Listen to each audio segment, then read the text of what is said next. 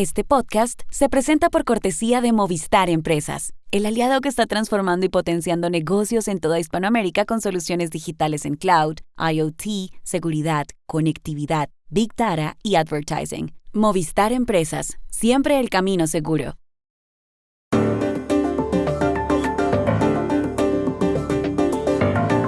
En este episodio especial de mitad de año, les preguntamos a escritores o periodistas por sus mejores lecturas en el primer semestre de 2025. Son ellos la novelista mexicana Elisa de Gortari y el poeta español Antonio Lucas, que escribe sobre cultura en el diario madrileño El Mundo. También la novelista colombiana Melba Escobar y la escritora y periodista peruana Patricia del Río. No se pierdan a nuestros invitados. Hola, bienvenidos a Y esto no es todo, el podcast del Georgetown Americas Institute de la Universidad de Georgetown en Washington, D.C. Soy Juan Carlos Iragorri, desde Madrid. Soy Paz Rodríguez Niel, desde Buenos Aires. Soy Jorge Espinosa y estoy en Bogotá. Es viernes 5 de septiembre y esto es algo que usted debería saber hoy.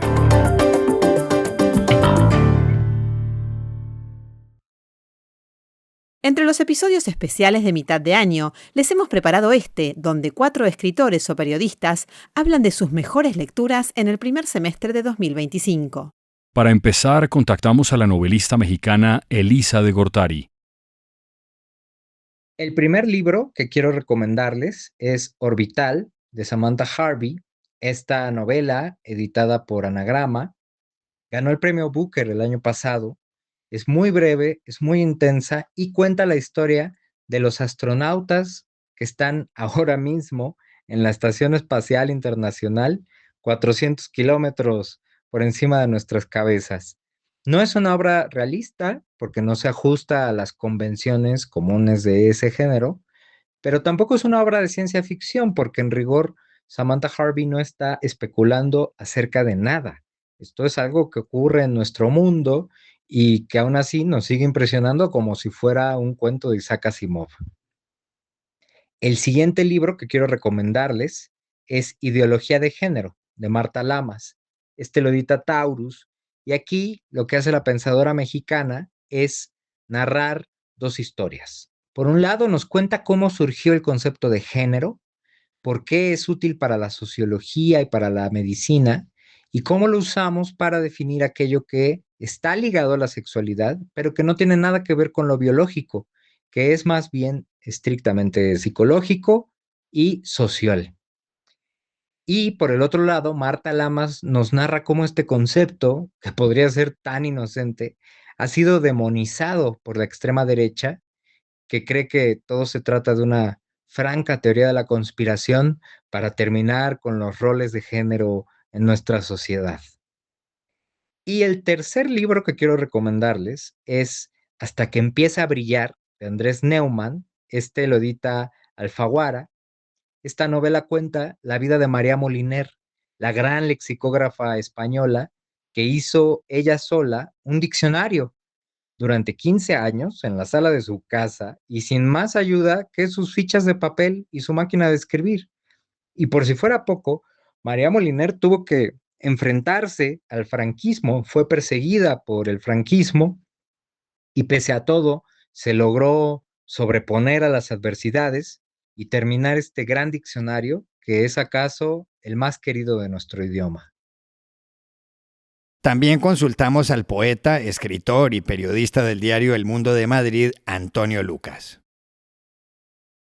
Resulta interesante ver con cierta distancia las lecturas más entusiastas que uno ha tenido en el primer semestre de 2025 y cómo se han ido hilvanando y se han ido confeccionando como una pequeña familia, casi como una tribu, y cómo un libro ha tirado de otro. Pienso en Franco y yo, de Jesús Ruiz Mantilla, publicado por Galaxia Gutenberg, un libro que es autobiografía, que es ensayo, que es historia, que es novela, un libro donde cabe la ficción, pero cabe el rigor del estudioso de un periodo, donde cabe la mirada del niño, pero también su conversión en adulto, donde cabe esa denuncia del atropello, de la dictadura, del totalitarismo, y con todo eso conforma una sinfonía, conforma una orquestación de literatura extraordinaria, Jesús Ruiz Mantilla, que es hoy día ya necesaria para entender un poco el periodo que va desde los años 60 hasta la muerte de Franco y lo que sucede en España después, hasta la confección ya con cierta solidez de la dictadura. Es un libro que interesa y puede interesar tanto a quienes somos de aquí, de este país, de España, como a quienes tienen curiosidad por saber qué fue de aquellos años 60 en España y cómo se fue confeccionando al final una democracia, yo creo que potente, en un país que tenía toda la contra. Es curioso, este libro me lleva a otro, me lleva a un libro que tiene que ver con lo anterior, que tiene que ver con el antecedente a la dictadura, que es la Guerra Civil. Pienso y releo un libro publicado en 2004, libro único de un autor ya fallecido, se llamaba Alberto Méndez, el libro Los girasoles ciegos, publicado en 2004 por Anagrama, y son 4 cuentos secuenciados cronológicamente con un mismo protagonista y donde se da cuenta de la realidad de los individuos en la guerra civil española, en la guerra terrible, en la guerra fratricida, en aquel asalto al poder de los facciosos, ¿no? Creo que es un libro emocionante, de una literatura vivísima, de un lenguaje hecho realmente a golpe a veces de poesía, para explicar el daño, el dolor, el extravío de tantos seres en una guerra absurda, estúpida y sobre todo siniestra, no solo por la guerra en sí, que siempre lo son, sino por la consecuencia que trajo. Y por último, ya que he citado la poesía en la escritura o en el estilo de Alberto Méndez, me quiero detener en el libro de un grandísimo poeta español, Lorenzo Oliván, en el último libro que acaba de publicar, Fugas de mí mismo, así se llama, Autorretratos 1995-2025, publicado por Papeles del Náufrago. Si bien decía Octavio Paz que la biografía de un poeta son sus poemas, debemos atender que a veces el poeta se autorretrata en su escritura de una manera directa, de una manera consciente y de una manera provocada. Es lo que ha hecho en este libro Oliván.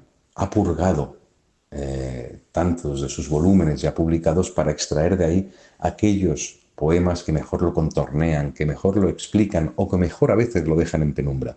Es un libro realmente emocionante, es un libro de una poesía que cala hondo, es el libro de un hombre que se mira ante el espejo y ve en el dibujo de lo que es la posibilidad de lo que puede seguir siendo.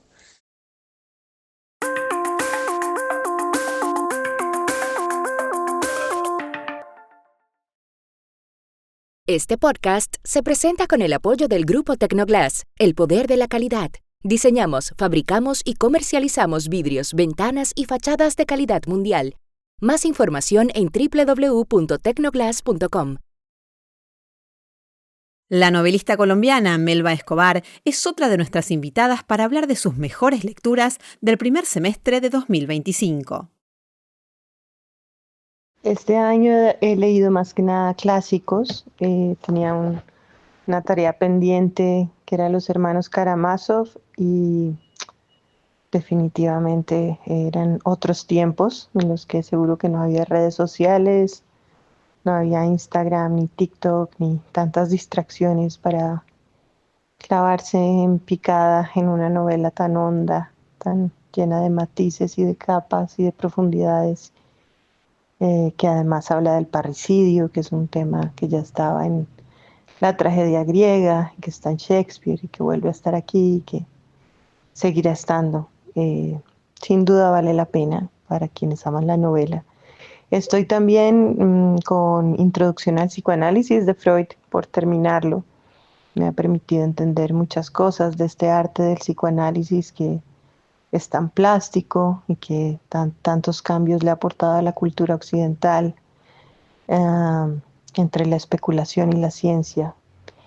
Y bueno, suelo leer más mujeres, cosa que no he hecho tanto, y suelo leer más hispanas y autores en habla hispana, cosa que tampoco. Así que este ha sido un 2025 más de romper las reglas. También estoy ahora con un libro muy interesante que se llama Mal Gusto, de Natalie Ola, lo publicó Debate, y Es un libro que un poco busca desentrañar la lógica del sentido estético y lo que puede ilustrarnos sobre lo que entendemos de nuestros deseos y ocultos muchas veces y aspiraciones de estatus en nuestras dinámicas de consumo. Muy interesante. Eso vendría siendo lo que recuerdo relevante de este año. Finalmente, llamamos a la periodista y escritora peruana Patricia del Río. Mis lecturas preferidas de este primer semestre del año tienen como protagonistas a mujeres. Empiezo por la última novela del colombiano Juan Gabriel Vázquez, Los nombres de Felisa. Con la maestría que lo caracteriza, Vázquez va reconstruyendo la vida de Felisa Bursin, una importante escultora colombiana que murió prematuramente de pena, según palabras del propio García Márquez. Esta descripción tan triste y tan extraña sobre la muerte de Felisa hace que Vázquez se zambulla en la vida de esta mujer que siempre fue un personaje. Sus ansias de libertad y el costo por conseguirla, su convicción sobre cómo hacer arte, vienen combinadas en el libro con un trasfondo político y social en el que descubrimos una Colombia intolerante, con las ideas comunistas y muy violenta. El libro está muy bien escrito, como todos los de Vázquez, y Felisa termina siendo un personaje que se queda en el corazón de todos nosotros. Sumo la lista a otra escritora colombiana. Esta vez me refiero a la poeta y novelista Piedad Bonet, que ha escrito un libro sui generis titulado La mujer incierta.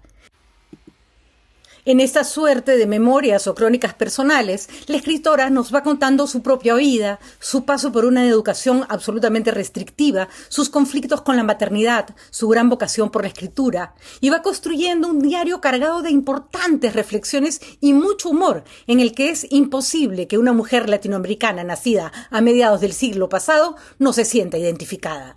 La mujer incierta de Piedad Bonet se aleja del anecdotario y termina convirtiéndose en un tratado de feminidad y poder con la pluma impecable que define a su autora.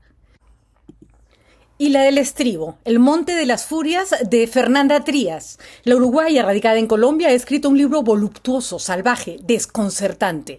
Una mujer que cuida una montaña nos va contando su vida, que pasa de cuidar los linderos de una selva indómita donde nunca ocurre nada, a empezar a encontrar cadáveres. Lo tienen que leer porque es casi imposible de reseñar. Es un descubrimiento que me ha dejado con la necesidad de más Fernanda Trías y de más montaña. Y aquí termina Y esto no es todo, donde siempre habrá más. En la producción estuvo John F. Burnett. Pueden suscribirse a este podcast en nuestro sitio web y esto no es todo.georgetown.edu, seguirnos en nuestras cuentas de X y de Instagram, @y esto no es todo, y buscarnos en nuestro canal de YouTube. Gracias por oírnos. Chao. Hasta la próxima.